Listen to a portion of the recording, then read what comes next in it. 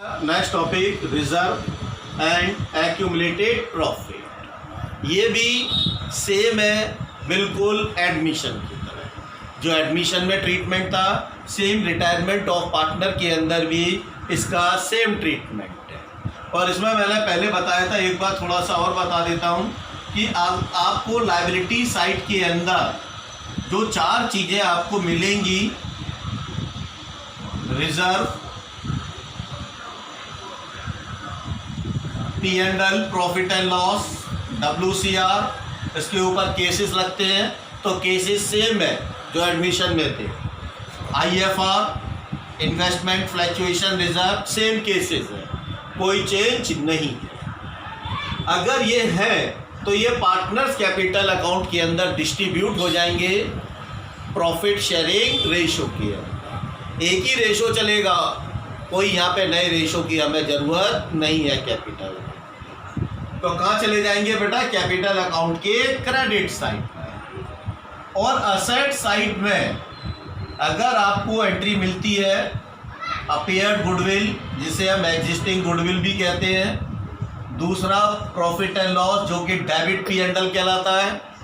Third advertisement suspense जिसे हम deferred revenue expenditure भी कहते हैं। अगर इसमें से कोई भी एंट्री अवेलेबल है तो वो कैपिटल अकाउंट के अंदर डेबिट साइड में आएगी। और अगर तीन पार्टनर है तो तीनों पार्टनर्स के अंदर डिस्ट्रीब्यूट हो जाएगी और ये कैपिटल अकाउंट के क्रेडिट साइड में आएगी। और उनके प्रॉफिट शेयरिंग रेशोज तीन है तो तीनों के प्रॉफिट शेयरिंग रेशोज के अंदर डिस्ट्रीब्यूट हो जाएगी। तो सेम है, कोई डिफरेंस नहीं। अब बेटा लास्ट टॉपिक है इसका। लास्ट टॉपिक है payment to the retiring partner, कि जो पार्टनर रिटायर हुआ अब उसका हम पेमेंट कैलकुलेट करेंगे कि भाई वो फर्म छोड़ के जा रहा है, जो भी अमाउंट फर्म के अंदर उसका है फर्म उसके उस अमाउंट को पे करे। तो कैसे कैलकुलेट करते हैं बेटा? उसके लिए हम प्रिपेयर करते हैं पार्टनर्स कैपिटल अकाउंट। अब पार्टनर्स कैपिटल अकाउंट हमने प्रिपेयर किया और पार्टनर्स कैपिटल अकाउंट के अंदर हमने एंट्रीज की बिल्कुल सेम एज इट इज़ जैसे हम एडमिशन ऑफ पार्टनर के अंदर एंट्री करते हैं। पार्टनर्स कैपिटल अकाउंट, तो जब हमने एंट्री की, फर्स्ट एंट्री की हमने बाई बैलेंस ब्रॉट डाउन, ये पार्टनर्स की कैपिटल हो गई। इसके बाद अगर रिवैल्यूएशन में प्रॉफिट है तो ये रिवैल्यूएशन के प्रॉफिट की एंट्री हो गई।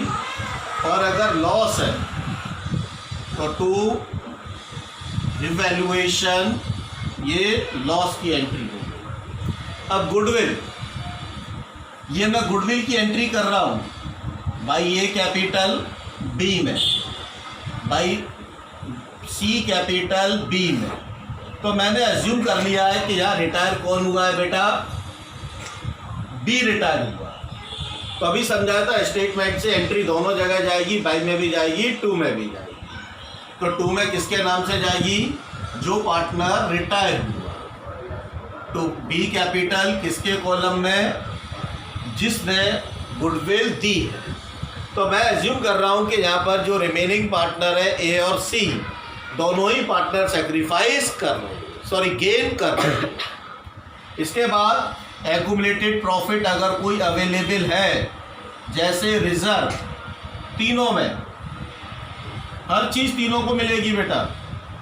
P&L क्रेडिट बाई WCR तीनों पार्टनर में, बाई IFR तीनों पार्टनर को मिलेगा IFR के अंदर शेयर।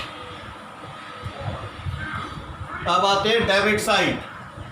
डेबिट साइड में कोई अगर अपीयर्ड गुडविल है तो ये एंट्री हो गई appeared goodwill to advertisement suspense, to P&L ये डेबिट पी एंड एल है।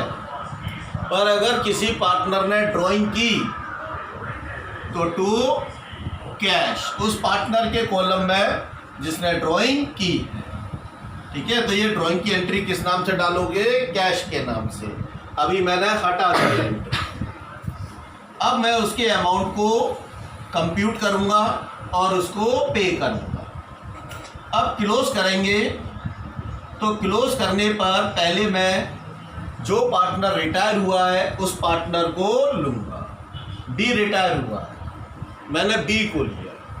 बी की क्रेडिट साइड का टोटल किया और उस क्रेडिट साइड के टोटल से अगर डेबिट साइड में कोई एंट्री है तो उसको मैंने माइनस कर दिया। यहाँ जो अमाउंट आई, ये अमाउंट निकली कि भाई इतना रुपया बी का फर्म के अंदर है, इतना रुपया बी का फर्म के अंदर है। फर्म ए को इतने रुपए का पेमेंट करे, फर्म ए को इतने रुपए का पेमेंट करे, ये अमाउंट निकला है। अब payment to the retiring partner. अब बेटा जो फर्म पे करेगी उसके मेन दो तरीके, या तो फर्म उसको नगद पे कर देगी, या तो फर्म उसका जो भी अमाउंट निकला तुरंत उसको नगद पेमेंट कर देगी। तो उस केस में आप एंट्री किसके नाम से डालोगे? कैश के नाम से, क्योंकि फर्म से कैश जाएगी। पहला ऑप्शन ये है। सेकंड ऑप्शन है कि अगर मान लो फर्म के पास उस समय पैसे की शॉर्टेज है, पैसे की अनअवेलेबिलिटी है, तो उस केस में जो अमाउंट रिटायरिंग पार्टनर का निकला है उसको ट्रांसफ़र कर दिया जाएगा 20 लोन अकाउंट के अंदर। इसमें ट्रांसफ़र कर दोगे 20 लोन अकाउंट के अंदर। इसका मतलब इतना रुपया बी का उधार है फर्म के ऊपर, जो कि फर्म आज पे ना करके फ्यूचर में पे करे। तो पहला ऑप्शन उसको नगद पेमेंट दे दें। दूसरा ऑप्शन है कि भाई उसको नगद पेमेंट नहीं है तो उसके अमाउंट को उसके लोन अकाउंट के अंदर ट्रांसफ़र कर। अब एक तीसरा और बनता है, वो इसी से बनेगा, नया नहीं। जैसे उसका अमाउंट निकला 2 लाख, तो 2 लाख में क्वेश्चन में कहा कि 1 लाख तो उसको कैश पे कर दो, तो हमने 2 कैश 1 लाख उसको पे कर दिया। कह रहा रिमेनिंग अमाउंट को उसके लोन में ट्रांसफ़र कर दो। तो 2 लाख में से 1 लाख पे हो गया, बचा 1 लाख।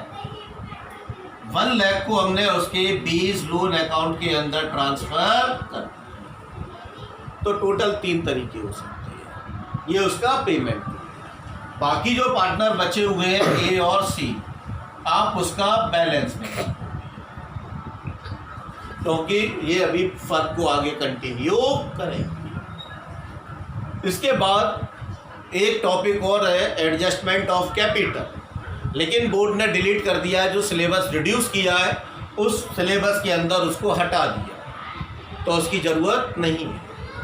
बैलेंस शीट भी बनाने की ज़रूरत नहीं है, बैलेंस शीट को भी बोर्ड ने हटा दिया, उसको भी डिलीट कर दिया। अब आपको सिर्फ 2 ही चीज़ें बनानी है रिटायरमेंट ऑफ पार्टनर के अंदर। एक आपको रिवैल्यूएशन अकाउंट बनाना है, सेकंड आपको बनाना है पार्टनर्स कैपिटल अकाउंट। एक लोन अकाउंट बनता था, लोन अकाउंट को भी जो है डिलीट कर दिया, अब लोन अकाउंट भी नहीं बनेगा। ठीक, तो बेटा यहाँ ख़त्म हो जाता है रिटायरमेंट ऑफ पार्टनर।